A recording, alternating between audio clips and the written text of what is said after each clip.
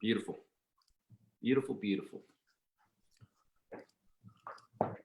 I like your office. Nice and organized, looks like. Only because of Zoom that made me get my act together. There used to be a whole bunch of crap behind me, but we cleaned that up. Good. People have either got good at cleaning their office or really good at virtual backgrounds. Cleaning the office. It was overdue.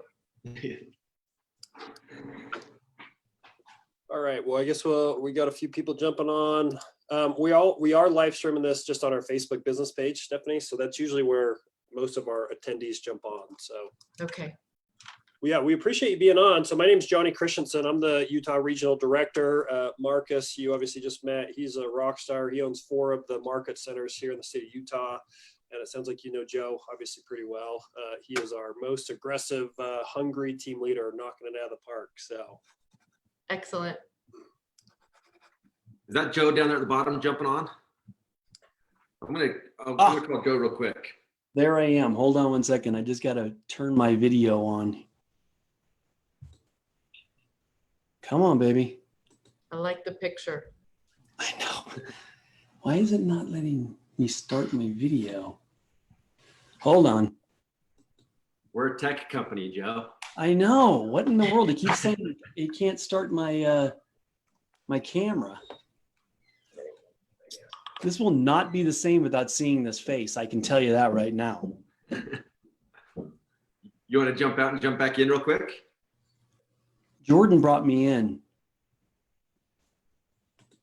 Jordan's on. You can hear. Jordan, I'm having difficulty getting my video on. Do you know why? I do not know why. Can you do me a favor?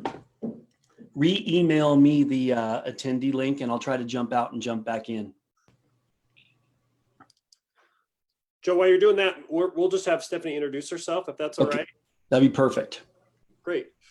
Well, I think we're recording this too. So welcome, Stephanie. I'm so happy to have you on the call. I know that you and Joe have been chatting for a little bit. So I'm sure he was going to maybe do a little introduction, but maybe we could just start with you introducing yourself and tell us where you're from and what got you into real estate maybe. Sure. So I'm Stefanie Vitacco. I am located in the San Fernando Valley, which is the northern part of Los Angeles. I've been selling homes here for a very long time, over 25 years. I grew up in the San Fernando Valley, so this was just the natural place for me to start selling. Pretty consistent took me a few years to kind of get the hang of things, and then I pretty consistently close in a retail market. I'll usually sell 150 to 200 homes a year. In a corporate market or a foreclosure market, it'll kick up to 350 to over 400 homes a year. So that's what I do. Awesome.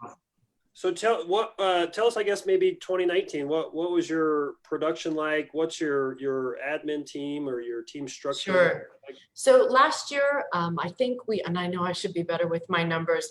I think we closed 190 or 100, it was either 189 or 191 deals. And it was over 100 million, maybe 120 million. My admin team, I do function as an individual agent. I am the one who goes on the listing appointments. I was with a large company before I moved over to Keller Williams for many, many years. I came over to KW 6 years ago. So I'm still learning the whole KW way, but I've done it. I started as an individual agent when I got in the business. It was the late 80s. And in the early 90s, I realized, I think it was 91, I couldn't do it all myself. So I started hiring people one at a time. It actually started when I was getting so busy and I was working at the office until midnight, 1 in the morning. And a woman who was twice my age, I was very, very young, she came up to me and said, "You need my help." And I said, how am I going to pay you? What if I can't afford you? I was terrified. And she said, "Let's just try it for 90 days and let's see how it goes." So she was actually going through a divorce. She had been in real estate for a long time and she didn't want to get out of the business, but she needed something to supplement and she needed some stability. So I agreed to hire her for 90 days. And what that did is it freed me up so much. It allowed me to go on more appointments and she took care of the back end things. And then we just of course, instead of going home earlier, I still stayed, continued to bring in more business. And then I just kept bringing more and more people on to help her. So I've grown it administratively from the very beginning. So how many admin do you have on your team? Well, current today, pre-COVID or COVID? Oh, yes. Okay, so pre-COVID, 1, 2, 3, 4, 5, and then 2 part-time people. That was pre-COVID. And I have it set up so that I have a primary person as my listing coordinator, and then he has an assistant. My primary negotiator, contract person, and then she has an assistant. Then there's a full-time floater who goes back and forth between the 2 desks plus projects. And then there's 2 part-time girls who come in during the week to help with all of the miscellaneous. I do have sort of a junior partner, if you will, who's been with me for 19 or 20 years. And she just functions, she's a licensed agent, and she functions as sort of a overall operations manager and helps me with every aspect of the business. So as we scale it, as the market shifts over the years, whatever that kind of a market is, she helps me with scaling it up, scaling it back. In a foreclosure market, we'll have 12 or 13 people, but it's completely different because it's property management. You know, one full-time person just paying utility bills all day. And then of course, as the market contracted, we had to recalibrate and get, change duties quickly. When COVID hit, that was so much fun, that first beginning. And by the way, since in California, when we were put under shelter in place on, it was Thursday, March 19th at 5:30 when the governor came on and announced it, he deemed real estate in California non-essential. Then on March 29th, he deemed real estate in California essential. Then in LA County on April 1st, they deemed us non-essential because it's county to county. Then on April 10th, they deemed us essential. So we've been essential, non-essential, essential, non-essential, back and forth. So it's, but it's like someone, it's like you're going 80 miles an hour and someone throws on the emergency brake.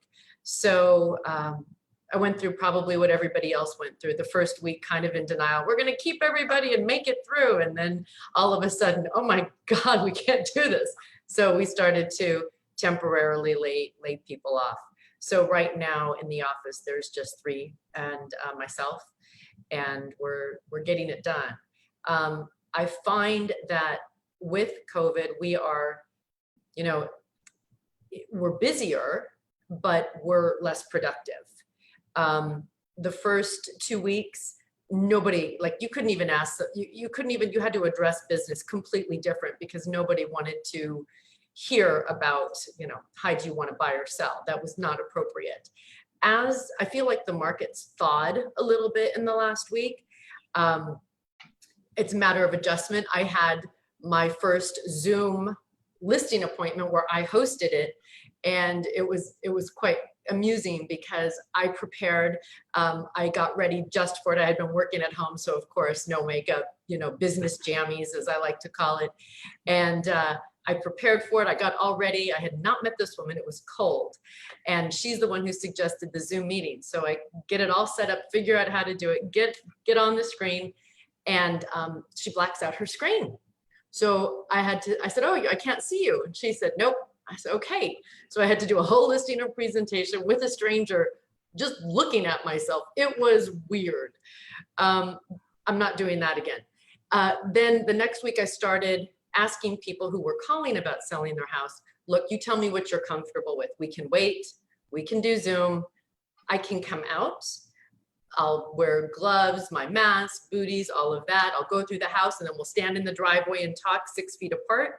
So slowly people have become okay with that. My first appointment with that, however, and this is a tip if you haven't done this yet, do not wear a cloth mask. Wear the lightest possible mask. I went to this, again, somebody that I had never met before, so it wasn't like a casual situation. I had my mask on. I wear glasses usually, so I had my glasses, cloth mask, fogging up my glasses because you can't talk with it on. I couldn't breathe. Every time I started to breathe, the mask would suck in. It was ridiculous. So I did list that one though. So one of the crazy things right now is, I think that Marcus had brought this up to me. He's like, if I would have said to a client, let's jump on a Zoom call and and talk about your listing and doing a listing appointment, people would think that they lost their mind.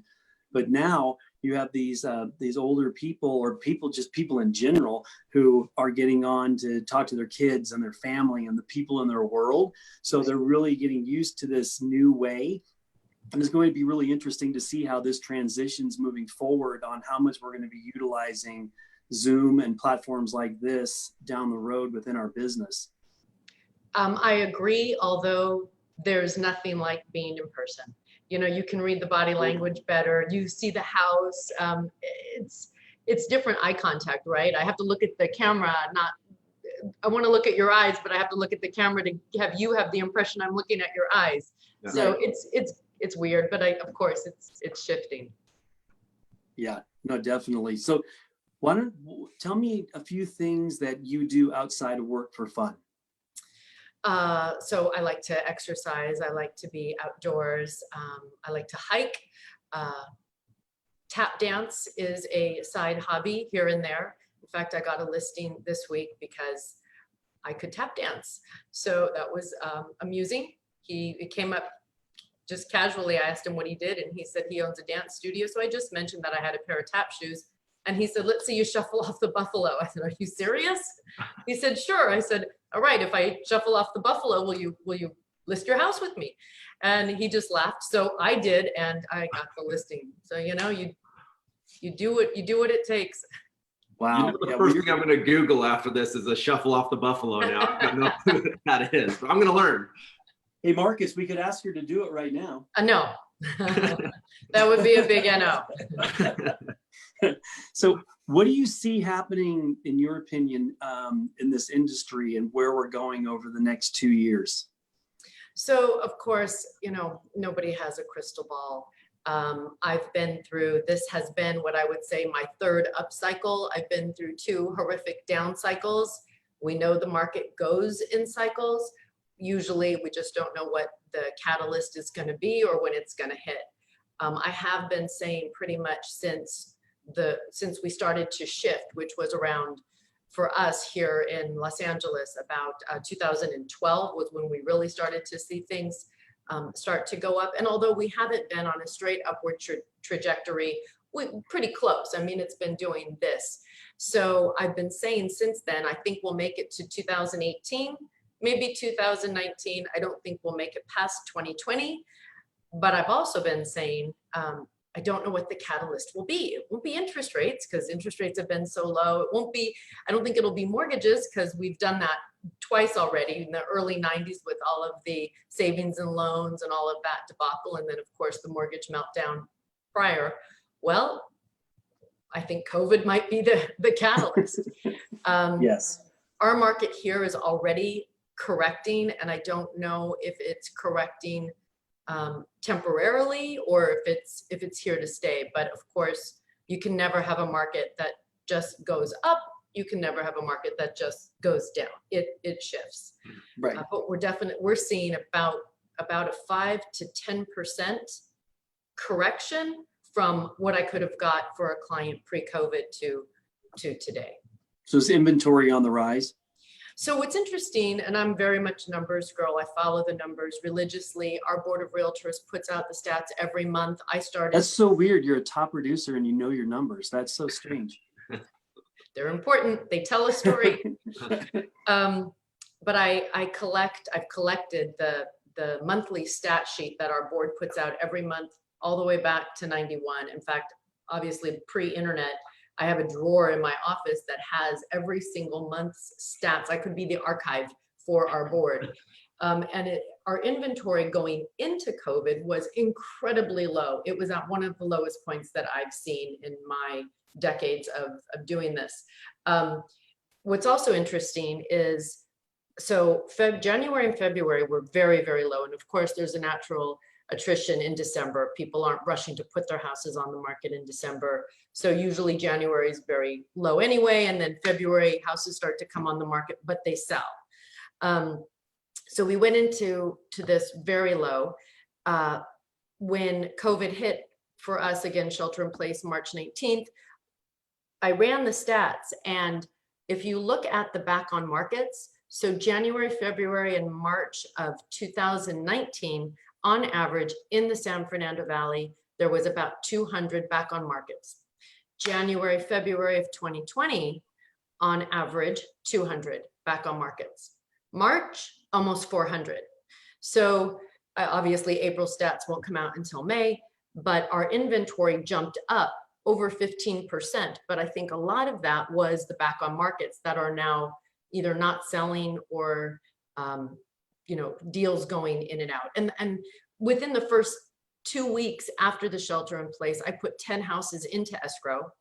6 of those fell out. 4 of them went back in. So it's been just revolving door real estate. It's really odd because in the book Shift, it's that Gary says that if it's 4 months or less inventory, it's a seller's market. And, it's going to take, it's a weird dynamic. The whole thing all the way around is just a very odd dynamic where how much time is it going to take for us if we say we're in this shift and it's going to go to a buyer's market? Is it going to take these areas to get to 4 months or more inventory? I'm not sure, but in the way that he says that a seller's market is 4 months or less inventory, and I would say most of the places around the United States aren't even close to that yet. Yeah, we're at in the San Fernando Valley, we're at about 2 months inventory. I have also found that our buyer pool is down. It feels like about 70%, but of the buyers that are out there willing to transact, they're concentrated, they're serious, they're ready to go. So, and they're willing to pay reasonable prices. They're just concerned. Right. Is your jumbo, what's your jumbo price there for mortgages? $729. And what's your average sale price? Probably right around 700, 750. Okay, cool. Is So that go ahead. yours and the county, kind of the marketplace is somewhat around that 700,000 average price? I'm sorry, say that again? So is your average price 700 something thousand, or is that the area's average? Both. Okay. My average mimics the average for the San Fernando Valley. I mean, we sell very inexpensive. I just listed the one that I tap danced for is a $335,000 condo. But the average price in the Valley is probably 7 or 8. We do have our luxury markets too, Hidden Hills, Calabasas, Encino, if those names mean anything, maybe not. Yeah, West LA. Stephanie, Yes, West LA, definitely. one of the things you said as you started describing the market that really resonated with me is you said for your career, this is the 3rd up cycle in the market, which to me said a lot about your mindset of how you're approaching this, where most agents would flip that around if they've been in business this long to say, oh, this is the 3rd downturn that I'm living through, where you approach it as this is the 3rd up cycle. And we're still at the beginning of some element of a turnaround and really what's going on in all of our markets, because we're feeling that thawing in the market here in Utah as well. And I think the first couple of months of this is going to be the market learning how to react to it, and then we'll start to see a trend. But what impressed me with that is the mindset and approach to how you're looking at it. Tell us a little bit about your mindset around that and why you're approaching it as this is my 3rd up cycle instead of, yeah, I've done this before, another down cycle, here we go. Well, I think that, I mean, I'm very much of a realist, and I do think that, there's no bell that goes off at top or bottom. I do think that we're somewhere at the peak if we haven't just passed the peak, but I don't know how and where it will go. But in an up market, I sell houses. In a down market, I sell houses. In a the transitioning market is always the most difficult. When it goes from low to high, it's easy because everybody's happy. You list the house, you set the expectation here, it sells here, everybody loves you. When the market is bad, it's also easy because everybody is prepared mentally. They're braced for, oh, this is going to take forever. You're the 3rd agent in, they're braced for it. When it goes from good to bad, that's the toughest because, of course, the seller's in denial and it's all my fault. Yeah. So, but I think it's just a matter of reinventing yourself with every shift that there is. There's always that freak out moment when things start to change, and then you got to find a way to get ahead of it and get your head around it. And how am I going to change and shift with the market? That's great. Stefanie, one of the things that I think is the most impressive about you is typically when you hear the words, top individual agent in a company, my mind instantly goes to, okay, maybe their average price is 5 million, 10 million or something, and the fact that like you're an individual agent, not only, 700,000 is a great price, but the fact that you do so many units as an individual agent is just shocking. You're consistently ranked in the top 10 individual agents in your company, at Keller Williams, and even when you were at Coldwell Banker, correct? And there's several quarters that you've been named #1 agent across the whole company. So just super tremendous. And I'm sure Joe will deep dive a little bit more into this, but how does a solo individual agent with just, a handful of admin do that type of volume? It just really is impressive. So congrats first off, but like, how do we get into your brain and figure out how the heck you're doing that? So a little obsessive compulsive. I enjoy this. One of my favorite sayings is work is only work if you'd rather be doing something else. Other people who know me well, people on my staff, my team, would say that I am perhaps out of balance, but it's a balance that works for me. I enjoy going on a listing appointment. I enjoy getting a new listing. I enjoy doing a good job and problem solving for clients. So it's just kind of what I do. I don't look at it as work. It's what I do for fun. It's what suits me. And I really have to say this also on this line where, I talk to a lot of agents and a lot of top producing agents. You honestly are the most kind and sincere. And when we would text, you respond right away. I mean, it's just you are a very big, you're a class act. And I just wanted to let you know that. And I mean that. You're an amazing person. I mean, it really shows. So you were a big producer at Coldwell Banker, and I'm just curious as to when you were over there, what were some of the reasons that you made the change to come over to Keller Williams? Okay, I have to censor myself and be politically correct.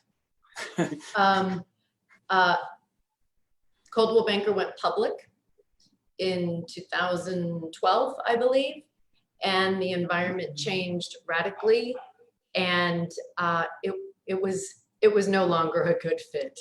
I should probably leave it at that. Okay. Okay. No worries.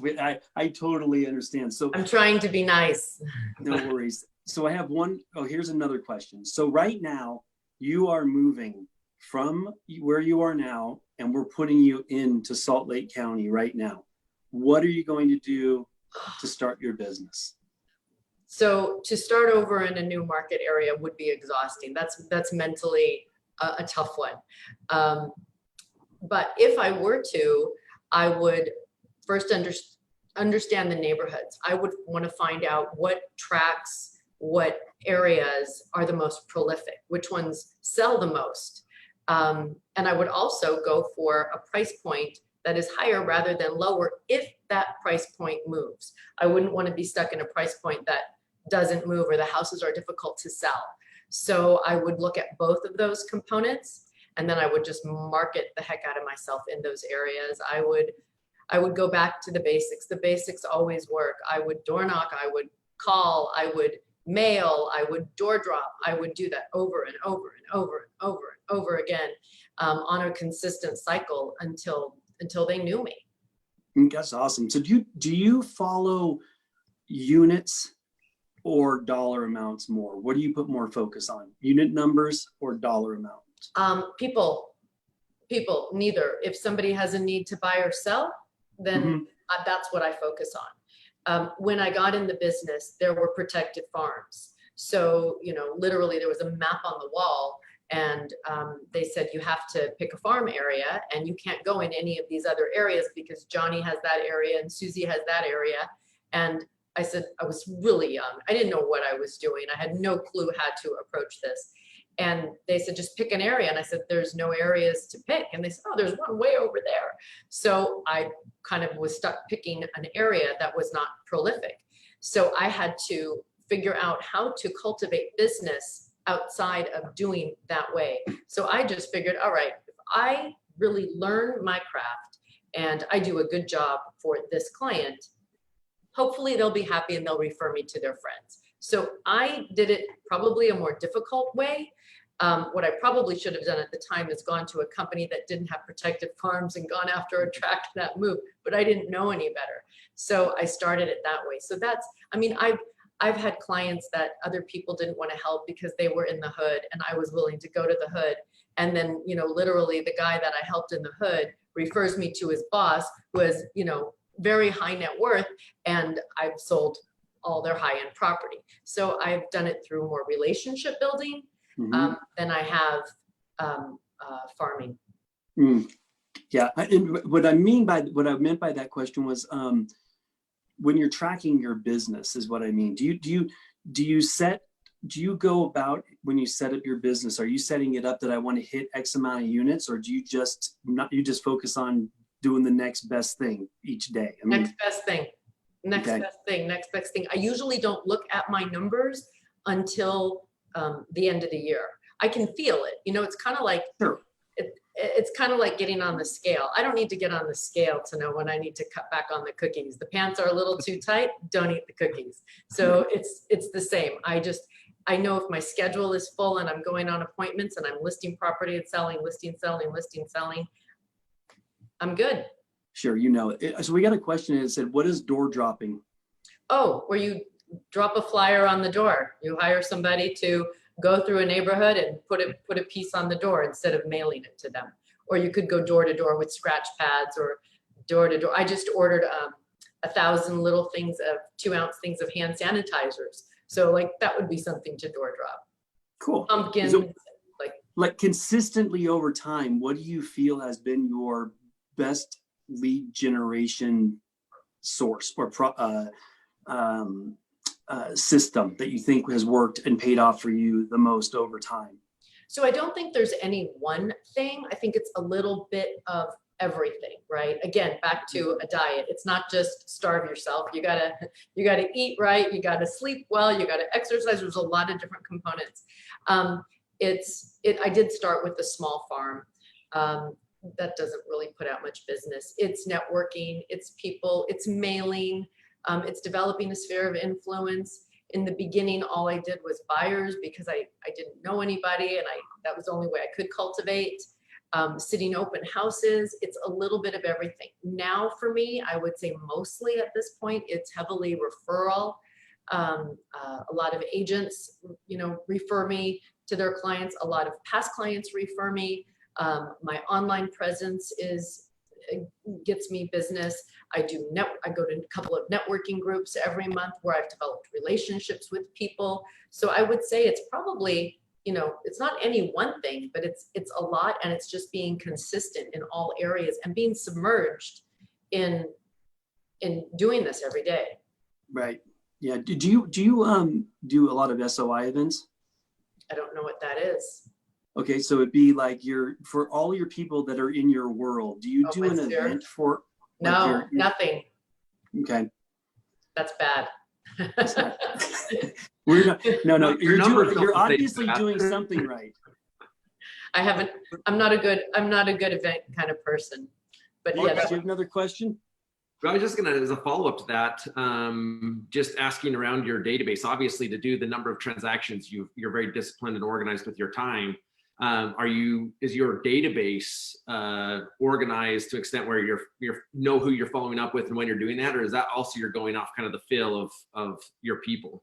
It's more of a feel, and I also have a very unusual the way that my mind works is a little unusual. So I'll just know when, and I know this doesn't help people because it is odd, but I'll just know when I need to contact somebody. But it's probably because I'm in neighborhoods all day long. So if I'm at one client's house, I've got a client that lives in the area. So it's a matter of after that appointment, dropping a scratch pad in their mailbox that says, "Hi, Stefanie here. Just wanted to say hello. Hope you're well." Throwing a pen with it or whatever, and just leaving it for them. It's a lot of stuff like that. I am not like, for a while, what I did was I said, okay, I'm going to send out 5 notes to past clients every day. And that works, by the way. I'm blessed to be very busy. So every time I'll start something like that, I get derailed with having calls. So if my business does slow down, I always go back to the basics, and those things work. Pick 5 people to call a day, or mail a note to, or send them something when you think of them. Beautiful. Yeah. That's awesome. Yeah, Stefanie, I'm always interested in, successful people's morning routine. Do you feel like you have a pretty, consistent morning routine? Maybe, gratitude journals and affirmations and all that type of stuff? So I'm definitely a morning person. I am a 5 a.m. girl. I love this time of year because it's light early and it stays light late. So the morning to me is sacred. First thing, I'm usually up 5:30. Of course, the first thing I do is reach for my phone, which is over here right now, so I don't think about it. Go through it. I like to work out first thing in the morning. I'm a much nicer person when I do. And then it's, I'm not a breakfast eater. I don't eat a cup of coffee or tea. I'm good. And then it's off to work. Nice. So what books are you currently reading now? So right now I'm not reading any real books, but what I am doing is I'm kind of eating up all this COVID-19 stuff. And I find the conspiracy theories really interesting, and everybody's sending me all these YouTube links and all this wild stuff about what the background is. So I'm just kind of taking that all in, and that's what I've been reading lately. That's awesome. So I'm going to ask you a little bit different of a question than what was the difference with Keller or Coldwell Banker and Keller Williams? What have you enjoyed about being with Keller Williams since coming on? Oh, the people and the generosity in sharing information. At the last company I was with, I would have been fearful if I left something out that somebody might find with my name on it or a client's name on it. I don't get that feeling in my office or with people in general. I find that there's a lot of willingness to help.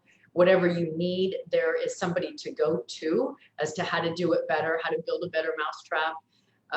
And it's about building each other up and helping each other. So I've definitely found that to be prevalent throughout KW.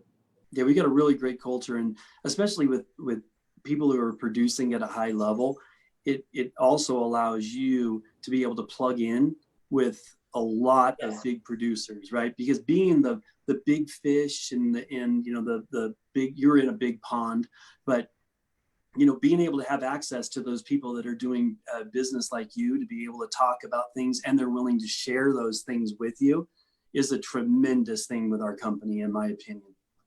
Everybody's very nice. It's a great organization. I'm glad I made the move.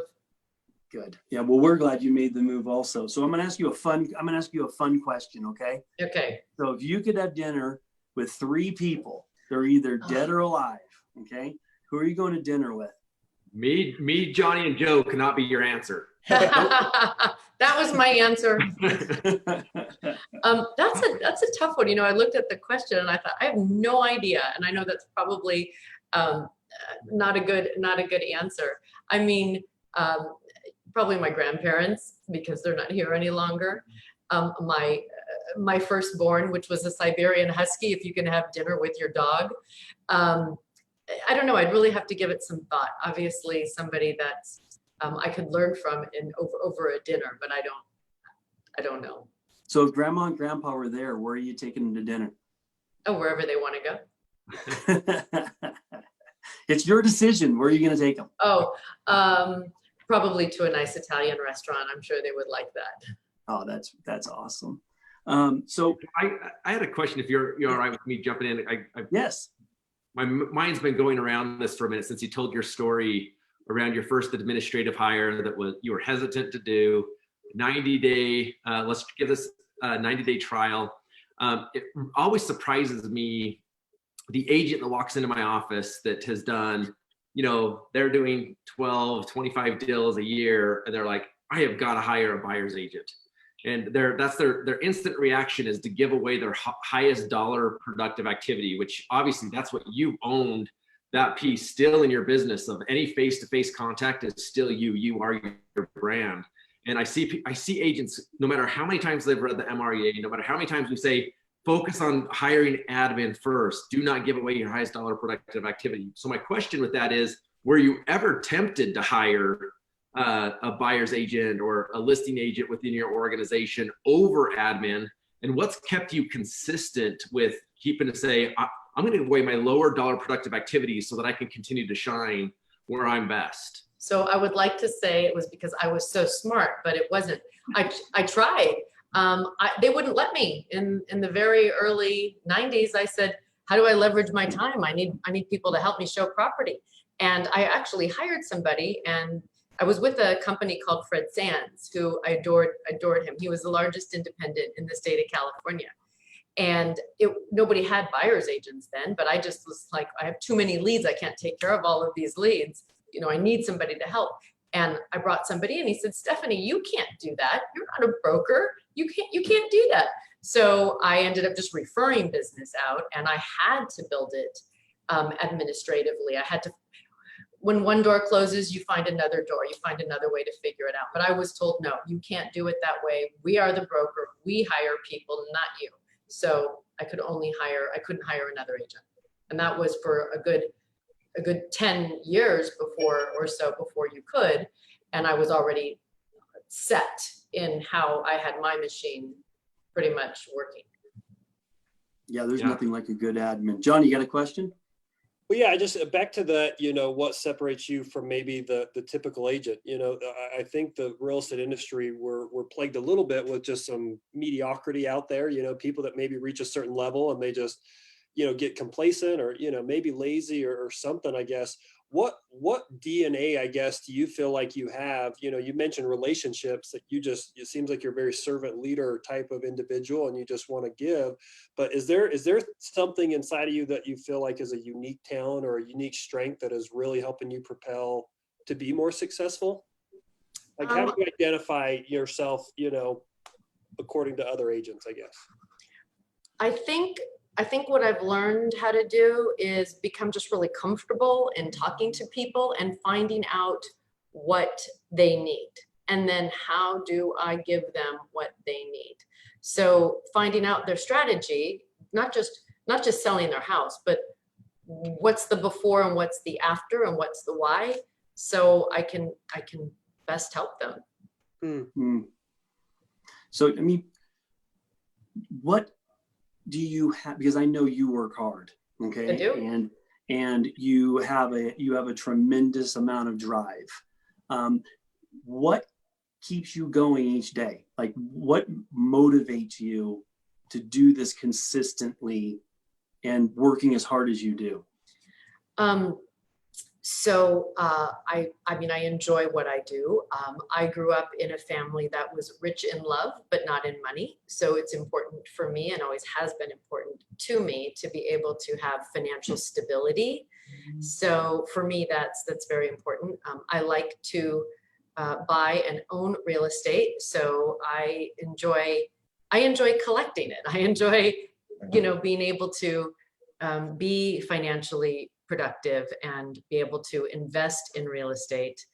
I really just enjoy what I do. It's kind of like, if you enjoy dancing, you don't think about, like, I'm going to wake up and have to go dancing today. You wake up and you want to go dancing.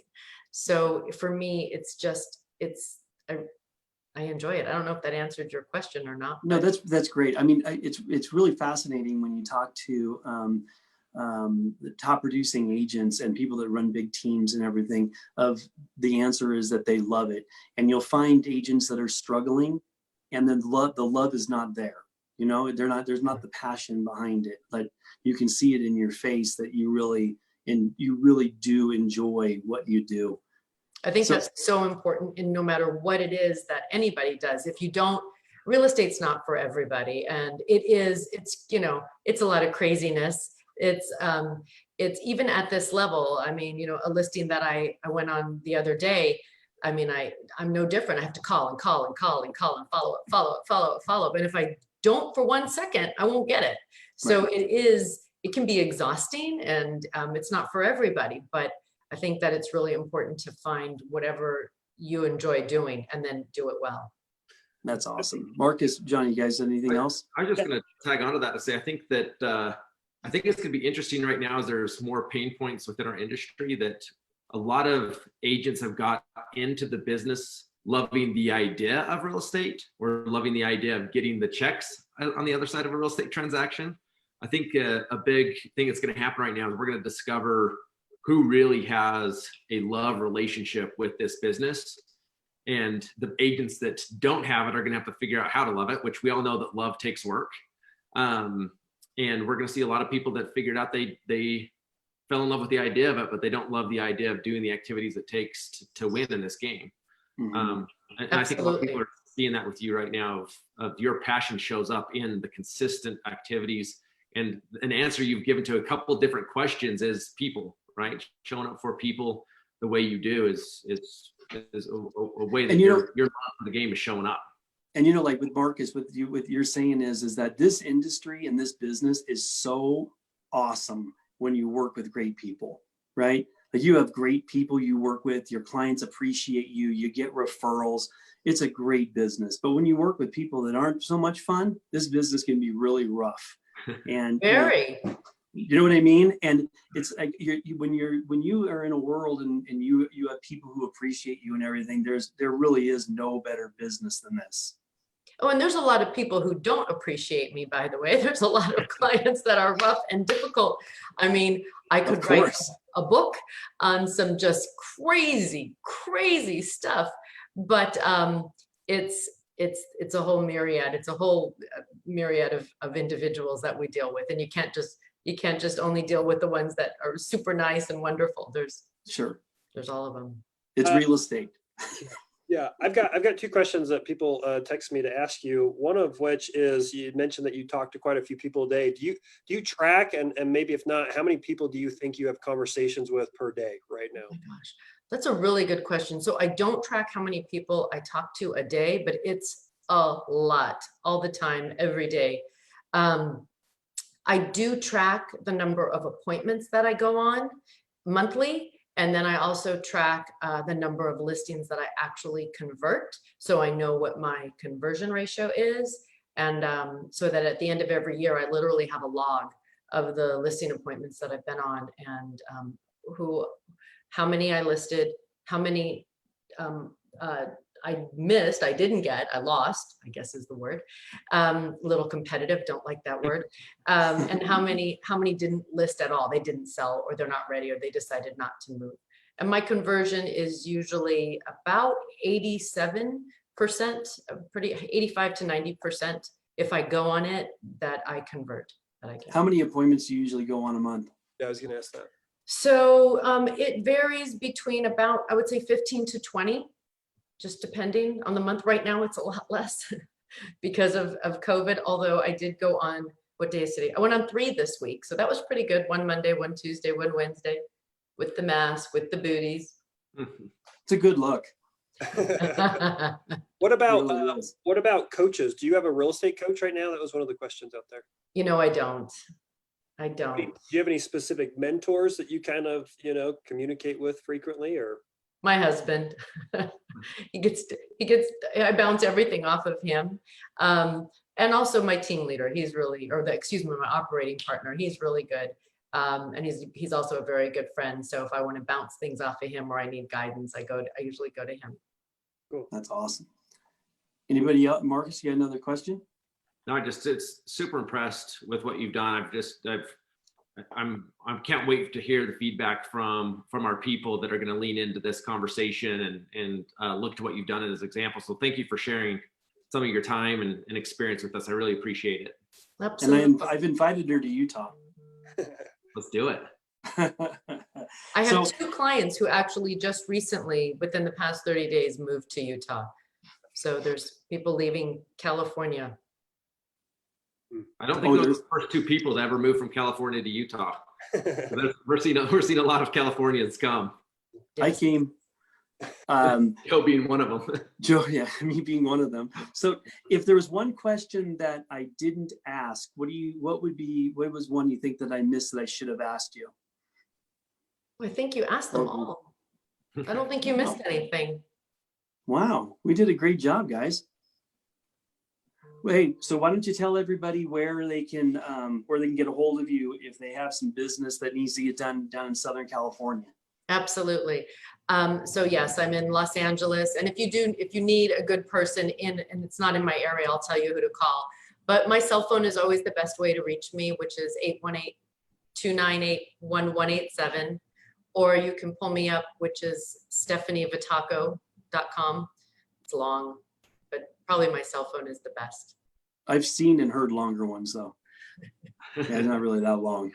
But hey, Stefanie, I really, honestly, I super appreciate it. I know all of us that are on this call, we appreciate you coming on and spending this time with you. And you're very, very gracious.